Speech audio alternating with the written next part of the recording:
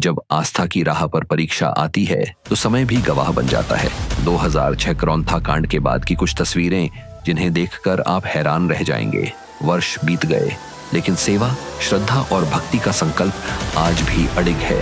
आज उसी पावन धरा पर क्रौंथा सतलोक आश्रम फिर से नए स्वरूप में आकार ले रहा है। भव्य तैयारियां पूरे उत्साह के साथ जारी हैं। एक नई शुरुआत, एक नया अध्याय। देखिए सतलोक आश्रम की भव्य तैयारियां। नमस्कार दर्शकों, स्वागत है आपका हमारे एसए न्यूज चैनल पर। हर स्थान अपने साथ कुछ कहानियां समेटे होता है। कुछ कहानियां समय के साथ धुंधली पड़ जाती हैं, जबकि कुछ कहानियां इतिहास का हिस्सा बन जाती हैं। आज हम आपको लेकर चलेंगे हरियाणा के रोहतक जिले के छोटे से गांव क्रौंथा में। आज से लगभग 30 साल पहले शायद किसी ने नहीं सोचा होगा कि छोटे से गांव का नाम पूरे विश्व में जाना जाएगा। यहाँ पर स्थापित हुआ था सतलोक आश्रम क्रौंथा, एक ऐसा आश्रम जहाँ दूर दूर से लोग सत्संग सुनने आते थे। यह आश्रम सिर्फ सत्संग की कहानी नहीं था, ये कहानी है संघर्ष की, ये कहानी है विरोधों के बीच आगे बढ़ने की, और ये कहानी है उस दौर की जहाँ संत रामपाल जी महाराज का ज्ञान गांव से निकलकर विदेशों तक जाने लगा था। इसी उद्देश्य से सन 1999 में क्रौंथा आश्रम की स्थापना हुई।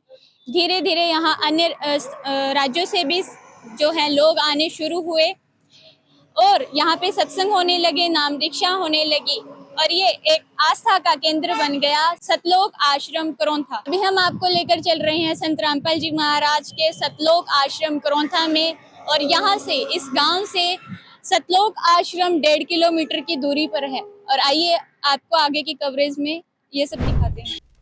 आखिर क्या था क्रौंथा आश्रम का इतिहास, कैसे एक छोटे से गांव का नाम देश भर के कोने कोने तक जाने लगा, और उस समय क्या क्या घटनाएं यहाँ पे हुई थी।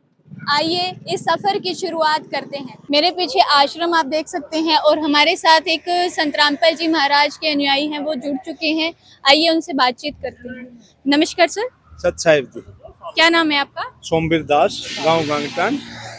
संत रामपाल जी महाराज से नाम दीक्षा कब ली थी आपने? मैंने ली थी जी 2012 में। तो उस संत रामपाल जी महाराज के इस क्रौंथा आश्रम के बारे में आप क्या जानते हो, कैसी स्थिति थी उस समय यहाँ पे? ये था जी, शुरू में तो गुरुजी ने शुरुआत करी थी जब तो बहुत कम संगत थी। गुरुजी घर घर जाके सत्संग कराया करते।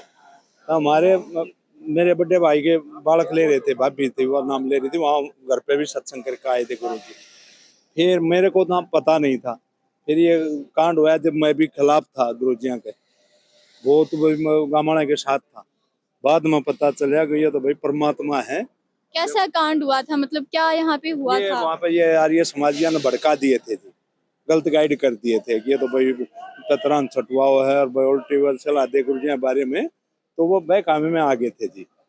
जो ये गांव वाले पढ़े लिखे नहीं थे, ये सब पढ़े लिखे हो गए जी।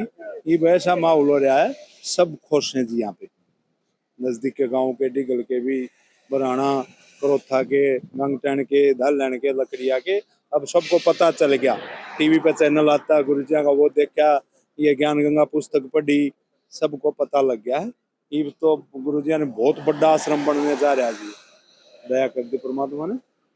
तो जैसे कि आप बता रहे हो कि उस समय बहुत ज्यादा विरोध था, संत रामपाल जी महाराज घर घर सत्संग किया करते थे, तो ये आश्रम कैसे बना यहाँ पे? आश्रम तो गुरुजिया ने पहले ये शुरुआत करी थी जी, 1998 में, 99 में तैयार हो गया था जी। फिर यहाँ पे सत्संग होने लग गया, संगत बढ़ने लगी, बहुत हो गई थी यहाँ भी, बहुत ज्यादा संगत हो गई थी। लेकिन ये 2006 वाला हुआ, उसमें फिर फर्क पड़ गया था। तो उस समय आश्रम कैसा था? उस समय तो छोटा आश्रम था, संगत भी कम आती थी। ये भी तो यहाँ पे हजारों में, लाखों में सत्संग था, पीछे से भर गया था पूरा पंडाल। तो यहाँ पे बाहर की स्थिति कैसी थी? बाहर की तो भीड़ा रोड था, ये भी आश्रम बनने के बाद बहुत चौड़ा डबल रोड हो गया, हाईवे, नेशनल हाईवे है ये। देखो आप, 4 लेन का रोड है। और अब तो बहुत मतलब बारे का रोजनाश होगी आश्रम के खुलने से। अब गाँव में जाके बोल रहा गुरु जी आप तो दोबारा की खोल लो इस आश्रम ने। यहाँ गुरु जी ने बहुत काम भी कराए हैं। और किस किस तरह के काम यहाँ पे संत रामपाल जी महाराज? डीगल में गौशाला में शेड डलवाया गुरु जी ने, 200 फुट चौड़ा लंबा, 80 फुट चौड़ा।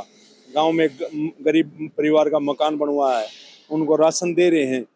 अच्छा, और भी जो भी काम, आरओ लगवा दिया, जो भी बोल रहे हैं वही काम करते हैं। आवे हैं यहाँ भी, आश्रम में गौशाला वाले भी आवे हैं, पंचायत भी आवे हैं, और बरहाना में आरओ लगा दिया, घाट बनवा दिए, बहुत काम करवा रहे। बालंद में भी आरओ लगवा दिया। अब बहुत खुश हैं यहाँ पे सब।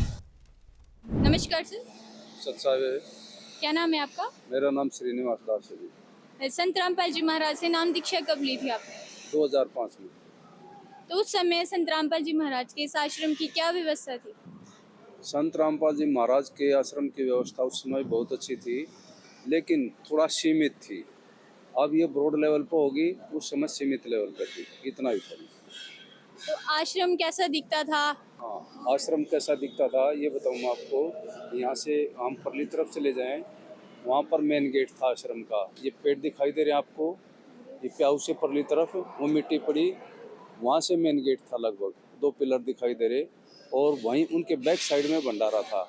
और वहाँ घुसते ही वहाँ पर बनाया गया था एक तरह से रिसेप्शन मानो, और वहाँ से भगत जी लेके अंदर जाते थे। वहीं पे जूते जमा होते थे, बारी जूते जमा होके फिर अंदर उसके साथ लगता है जहाँ पर अब भी भंडारा है, पहले भी भंडारा वहीं पे था। वहीं पे भंडारा भक्तों को करवा के, और फिर साथ में लगता वहाँ गुरुजी बैठते थे अंदर। वहाँ पर गुरुजी के दर्शन होते थे, आश्रम से नाम लिया जाता था, वहीं पर गुरुजी से बात होती थी। तो ये गेट कब बना था यहाँ पे, जो अभी ये मेन गेट बना हुआ है? ये गेट उसके कुछ दिनों के बाद ही बना दिया गया था, ताकि वहाँ पर जो है ना भीड़ होने लग गई थी। एक भीड़ होने लग गई थी, और गुरुजी वहाँ पर रहते थे। गुरुजियों का मकान पीछे जो गुरुजी रहते थे, तो वहाँ डिस्टर्बेंस ना हो, भंडारे में डिस्टर्बेंस ना हो, इसलिए यहाँ से मेन गेट बना दिया गया था। जाने उस समय फिर मेन गेट बनाने के बाद आप इधर आइए, मैं आपको दिखाता हूँ। ये देखिए, यहाँ भगत जन बैठते थे। ये यहाँ पर, और परली साइड भी इसी तरह चौकी बनाई हुई है। दोनों जगह माई और भाई, आना जाना, एक तरफ भाइयों का, एक तरफ माइयों का आना जाना यहाँ से इधर से होता था। और अब यहाँ इधर ये जो दीवार टूटी हुई दिखाई दे रही ना, ये दीवार यहाँ से बंद कर दी गई थी। और उसके बाद फिर पीछे ये बाथरूम वगैरह थे थोड़े बहुत, आपको देखो अंदर दिखाता हूँ। अब भी हैं ये बाथरूम, देखो सामने आप देख सकते हो। वो बाथरूम जो बने हुए ना, वे सबसे पहले के हैं। और उसके बाद इधर आ जाओ आप, इधर दिखाते हैं आपको। ये भंडारा था, इससे परली तरफ वहाँ भी भंडारा है। अब यहाँ जूता घर बना दिया गया है। आप देख रहे हो कि ये स्टैंड लगा दिए गए हैं। और इस साइड आइए आप, राइट साइड देखिए, ये थैले टंगे हुए हैं। कुछ जो भगत आए हुए हैं उनके जूते यहाँ पर जमा हैं। यहाँ से जूते आपको, जैसे आप भी आए होंगे, आपके जूते जमा होके आपको टोकन दिया होगा। जूतों की व्यवस्था बहुत बढ़िया है, यहाँ पर किसी के जूते नहीं खो सकते। क्यों, कई जगह जाते हैं मंदिरों में, वहाँ जूते निकाल दिए, किसी के कोई जूते पहन गया, किसी के कोई। लेकिन परमात्मा की दया से यहाँ इतना बढ़िया काम है कि जूते आपको टोकन दिया, उसी थैले में जूते डाल दिए, और वापस जाते समय आपसे टोकन ले लिया और आपके जूते दे दिए गए। यहाँ से जूतों की ये व्यवस्था है। ये डॉक्टर साहब का कमरा है, फर्स्ट एड रूम। किसी को भगत को सिर दर्द हो जाए, थोड़ी बहुत मान लो काम करते समय हाथ पैर छिल जाए, तो फर्स्ट एड यहाँ पर हो जाती है। तो ये आश्रम का ये। और अब देखिए यहाँ पर ये कमेटी रूम लिखा हुआ है, कमेटी रूम है। यहाँ पर मान लो बाहर की पंचायत आई है और कोई आई है, कमेटी के जो मुख्य सदस्य यहाँ पर बैठकर अपने सलाह मशवरा करके परमात्मा की दया से वो अपना काम करते हैं। और इधर है, इधर ज़्यादा बाहर के आदमी आ जाएं तो इस कमरे में उनके बैठने की व्यवस्था है। उनको यहाँ पर बैठा दिया जाता है, और यहाँ पर उनसे आगे काम लिया जाता है। अब ये देखो, मैं आपको बताऊँ, ये अब नामदान स्थल बना दिया गया है। नामदान स्थल पहले भी था और अब भी बना दिया गया है। ये नामदान स्थल है। पहले नामदान स्थल, इससे पहले यहाँ पर जगबीर कोऑर्डिनेटर होते थे। जो बीच में 2006 से 26 तक का गैप था, तो जगबीर कोऑर्डिनेटर जज्जर से नामदान स्थल जज्जर था। और गुरुजी ने आदेश दिया कि भाई नामदान स्थल अब आश्रम में ले आओ। तो उनके कथन अनुसार उनका आदेश मानते हुए नामदान स्थल यहाँ पर लगा दिया गया है। अब ये ज्योति पाठ सेवा जो आता है वो सेवा यहाँ पर लिखवा दी जाती है। भगत राजकुमार यहाँ पर बैठते हुए सारा सामान संभालते हैं। और ये है जी अनाउंसमेंट रूम, अनाउंसमेंट होता है यहाँ से। और ये अपना पुस्तकालय भंडार घर भी इसी में है, छोटा मोटा, ज़्यादा नहीं। और भंडारा उस तरफ है। और अब मैं आपको बताऊं, पहले पानी की व्यवस्था जो है ना बहुत ख़राब थी। पानी ख़राब हो गया था आश्रम में, पीने का पानी नहीं था, कड़वा पानी था। अब क्या किया, यहाँ से बालंद की तरफ लगभग 1.5 किलोमीटर दूर पाइपलाइन दबा के 10 इंची पाइपलाइन दबा के यहाँ तक पानी ले आए हैं। तो देखो लिखा ना पीने का पानी। और यहाँ पर ये टंकी रखी गई है, आप चेक कर सकते हैं। आप देखिए कितना मीठा और कितना ठंडा पानी है। पानी इतना अच्छा हो गया, अब आरओ की जरूरत नहीं है। अब यहाँ पर बहुत ठंडा पानी है। और इधर भाइयों के बाथरूम टॉयलेट हैं। और मैं आपको बताऊं कि इधर इधर देखिए, इधर ये है, यहाँ पर जो है ना बर्तनों की सफाई का काम चलता है। यहाँ से पानी की व्यवस्था आती है। ये आप देख सकते हैं बर्तनों की सफाई के में 1 2 3 4 5 टब रखे हैं। इसके बाद 2 टब और रख लेते हैं। 7 टबों में से बर्तनों की सफाई हो जाती है, तो शुद्धता का पूरा ध्यान रखा जाता है। यहाँ इधर देखिए, ये माई बहनों के हाथ धोने के लिए हैं। अब पहले पंडाल था, वो ईंटें लग रही ना उससे पीछे पीछे, बल्कि वो टीन रखी उससे पीछे पीछे। और ये डी का एरिया था। अब फिर इसको डी का वहां से दीवार खींच के अब फिर डी का एरिया बनाया गया। गुरुजियों का जो है ना, गुरुजी यहाँ ऊपर बैठ के सत्संग फरमाते थे वहां से। और वहां से नीचे जाने का रास्ता था, जिससे लोगों ने भरमाया ना कि यहाँ पर अंडरग्राउंड कमरे होते थे, ये होता था, वो कुछ नहीं था। वो पैदल पार पथ था।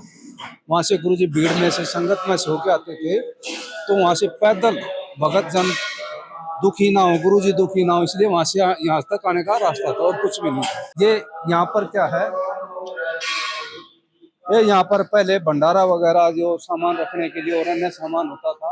अब ये क्या किया, अब जो कंस्ट्रक्शन का काम आप चल रहे हैं, देखिए कट्टे वगैरह पड़े हैं। लेकिन इससे पहले माई बहनों के रुकने की व्यवस्था यहाँ पर बनाने के लिए ये कमरा बना दिया गया था।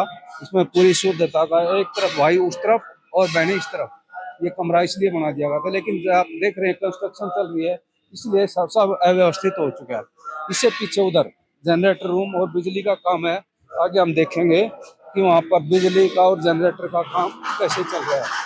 देखिए दोबारा कंस्ट्रक्शन, ये इसके दोबारा गुरुजी के लिए जो यहाँ से सत्संग होगा तो यहाँ दोबारा बना दिया गया। इसके ऊपर गुरुजी का स्टेज लगा दिया जाएगा और वहाँ से गुरुजी के सत्संग की फिर से व्यवस्था हो जाएगी। इधर देखिए जनरेटर खड़ा है। पानी, मान लो बिजली की व्यवस्था ना हो पाए तो जनरेटर लगा दिया गया। यहाँ पर जनरेटर चालू किया और बिजली की व्यवस्था हो जाती है। ये जो जगह है, यहाँ पर बाथरूम टॉयलेट वगैरह होते थे। अब बाथरूम टॉयलेट यहाँ पर नहीं है। अब क्या है, ये दीवार दिखाई दे रही है आपको सामने, ये दीवार जो है अपनी बाउंड्री वाल है। ये देखो ना आप, यहाँ पर ये जो बल्ली वगैरह पड़ी है, इसके नीचे जो वेस्टेज का है वो सारा यहाँ पर इकट्ठा हो जाएगा। उधर से बाथरूम बन के आएंगे। और बीच में देखो, मैं आपको दिखाऊं तो बता देता हूँ, इसमें ये जो बनेगा, यहाँ इधर नाला बनेगा। और ये जो जगह दिखाई दे रहा है उस पिलर से और वहां तक उधर बाथरूम टॉयलेट बनेंगे। दीवार पूरी होगी हमारी बाउंड्री वाल।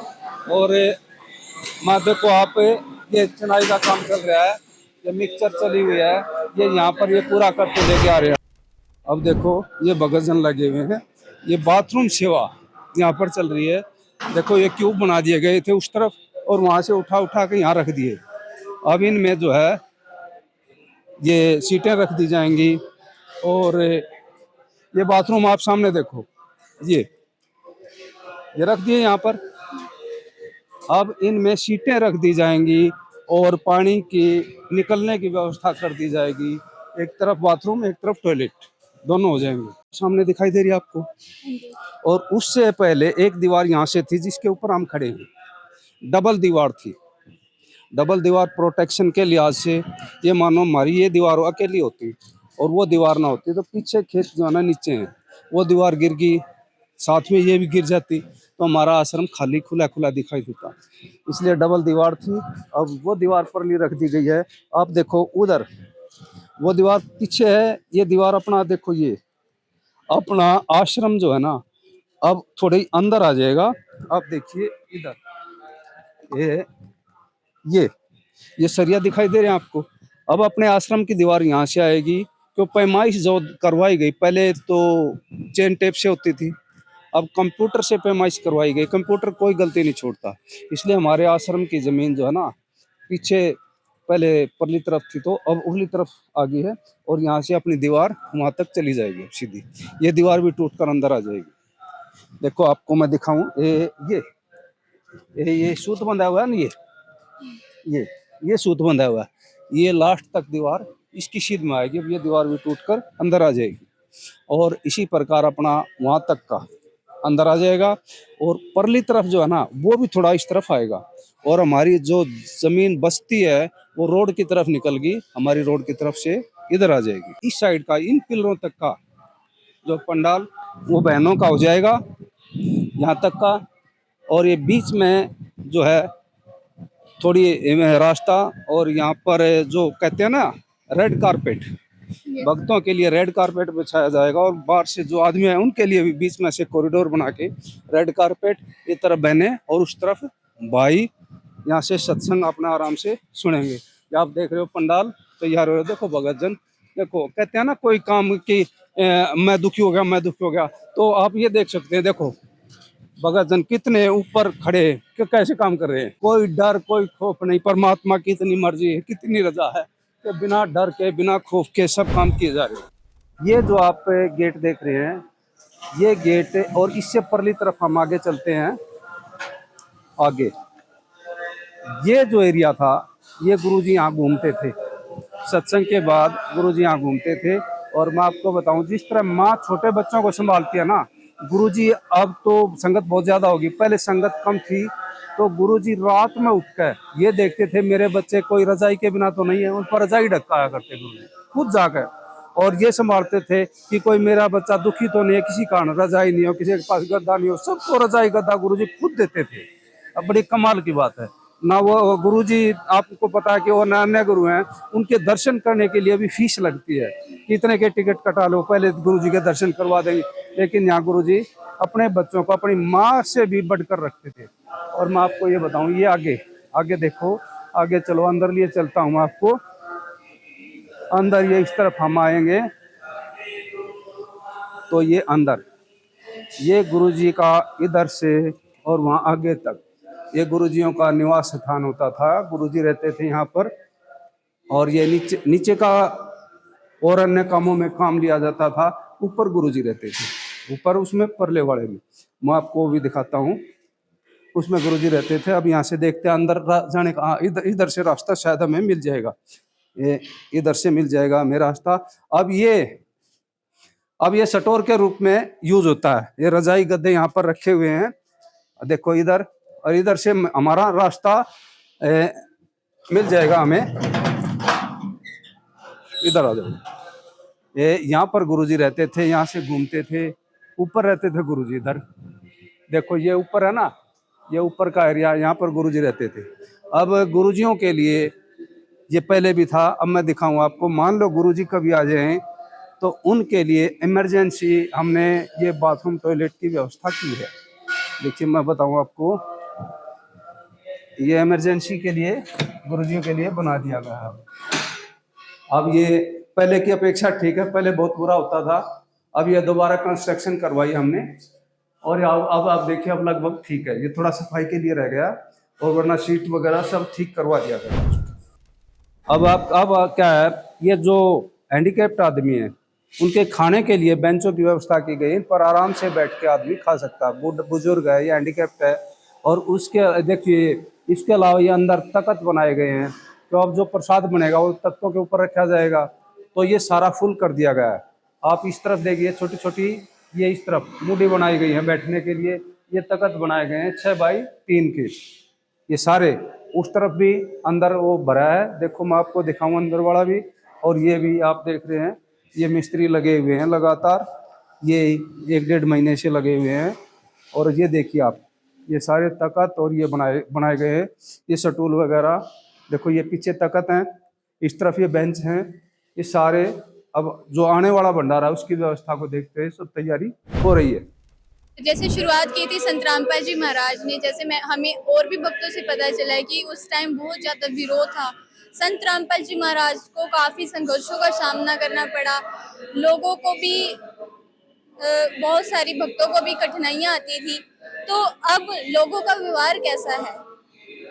देखो जी, मैं बताऊं आपको, वे जो है ना, कुछ गलत फहमियाँ थी लोगों के मन में। अब मान लो आप मेरे घर नहीं गए और मेरे बारे में कुछ लोगों ने आपको बहका दिया कि फलां ऐसा आदमी है, फलां ऐसा आदमी है, 1-2 बार अखबार में भी निकलवा दी, तो आपके माइंड सेट ये बन जाएगा कि वो ऐसा होगा ही। तो हमारे गुरुजी के बारे में लोगों का माइंड सेट जो था ना, ऐसा बन गया था, लेकिन लोगों की गलत फहमी थी। अब लोग अच्छी प्रकार से समझ गए हैं कि जो सतगुरु रामपाल जी महाराज हैं, उन जैसा दुनिया में कोई नहीं है और ना कोई पहले था, क्यों वो ऐसा काम कर रहे हैं ना। अब आप देख रहे हो जैसे कि जो गरीब हैं उनको तलाश करके उनका घर बनवाओ, अन्नपूर्णा मुहिम है उसके तहत उनको मंथली राशन पहुंचाओ। और उसके अलावा जब किसान डूब रहे थे तो सारा सरकार ने भी हाथ खड़े कर दिए थे, सरकार अपने स्तर पर मदद कर रही थी, लेकिन वो स्तर उस पर जिस स्तर पर सरकार मदद कर रही है वो नाकाफी थे। लेकिन गुरुजियों के वचन में शक्ति है। जहाँ पर इतना इतना पानी भरा था, मैं डूब जाऊं इतना इतना पानी भरा था, वो पानी निकाल कर और वहाँ पर बहुत अच्छी अच्छी फसल लहराई। 70-70 मन एक एकड़ में गेहूं हुए हैं। तो ये गुरुजियों के दया से हुआ है। और अब आप देख रहे होगे, आप धनाना जाइयो, कभी ना गए हो तो वहाँ पर रोज की रोज कई गांवों की पंचायतें जाती है, गुरुजियों को सम्मानित करती हैं। और ये झगड़ा किस बात का था कि कुछ लोग जो आर्य समाज की पुस्तक है वो लिखी थी महर्षि दयानंद जी ने। महर्षि दयानंद जी ने उसमें चौथा समूलास जो लिखा है उसमें कुछ अनर्गल बातें हैं, मैं बेटा आपको बता नहीं पाऊंगा, तो आप मेरे से छोटे उम्र के हैं बहुत, उसमें आप कभी मौका मिले तो पढ़ लेना। तो उसमें कुछ बहुत सारी बातें ऐसी थी जो समाज में फिट नहीं बैठती। गुरुजी ने उनका वर्णन कर दिया कि इस किताब में लिखा है। और लोग जो आर्य समाज के पीछे बिना उस किताब को पढ़े हुए थे, उनको पता नहीं था, वे करके पीछे लग लिए गुरुजियों के, और वो 2006 का कांड हुआ, उसके पीछे ये कांड था। लेकिन अब लोगों के समझ में आ गया कि वो किताब में लिखा है वो भी गलत है और जो गुरुजी कर रहे हैं वो भी ठीक है। अब गुरुजी के प्रति कोई भी दुर्भावना लोगों के मन में नहीं रह गई। तो गुरुजियों ने यहाँ पर कितने काम के देखे। यहाँ पर इसमें डिगल गांव में ही फतेह सिंह है, बेचारा बहुत गरीब आदमी था, उसका मकान बनवा दिया। और डीगल गांव के लिए पाइपलाइन वहां से दबा के बड़ी नहर के पास से पानी पहुंचा दिया। और उस पानी से ही गुजारा नहीं किया, उस पानी के साथ साथ आरओ प्लांट लगवा दिया। और गांव में उस आरओ प्लांट पर हमेशा भीड़ लगी रहती है, गांव के लोग आरओ का पानी पीते हैं। और मैं आपको बताऊं, उसके अलावा 80x200 का डीगल गांव में गौशाला का शेड बनवा दिया गया है। तो पता नहीं गुरुजी, आप तो ये तो अकेले डीगल की बात कर रहा हूँ मैं, लेकिन आसपास के जितने भी गांव हैं गुरुजी ये कहते हैं बेटा आओ और ले जाओ, जिसने जो चाहिए वो ले जाओ। और गुरुजी ये कहते हैं बेटा जिस तरह समुद्र का अथाह पानी होता है ना, इसी प्रकार कबीर साहब के पास अथाह है सब कुछ, जिसको जो चाहिए वही ले जाओ। कहते हैं भाई जैसे ट्यूबवेल लग गया, अगर इस ट्यूबवेल में पानी आया नहीं, गुरुजी कहते हैं समुद्र में ट्यूबवेल लग रहा है, जिसको जितना चाहिए वो ले जाओ, किसी चीज की भी जरूरत नहीं है। गुरुजी ने सारी प्रजा को, सारी सृष्टि को, सारी दुनिया को आमंत्रित किया है कि भाई आओ हमारा सत्संग सुनो, हमारे ज्ञान को समझो। अब ये सुख सुविधा मत देखो, ये तो रुंगे में मिलेंगे आपको, हमारा ज्ञान समझो, भक्ति करो। रुंगा मैं बताऊं आपको, पहले कोई सामान लेते थे, सब्जी ले ली तो जो हमारी दादी थी, माँ थी, वो कहती थी भाई रूंगा तो दे। रूंगे में वो सब्जी का मान लो 2 टिंडे ले लिए, 2 टिंडे और डाल दिए तो वो रूंगा होता था। तो वो ये और अन्य सांसारिक सुविधाएं है ना, वो रूंगे में मिलेंगी। और हमारा असली काम हमारे गुरुजी जो बताते हैं वो मोक्ष का रास्ता है, मोक्ष की प्राप्ति है। और मोक्ष के लिए आपने पता है हजारों वर्षों से, लाखों वर्षों से साधु संत तपस्या करके मर गए, लेकिन मोक्ष का रास्ता नहीं मिला। लेकिन हमारे गुरुजी जो नाम देते हैं वो मोक्ष का रास्ता सीधा है, और उसके द्वारा हम मोक्ष की प्राप्ति कर सकते हैं। सत्संग। तो सर अपना कीमती समय हमें देने के लिए आपका बहुत बहुत धन्यवाद। साथ साथ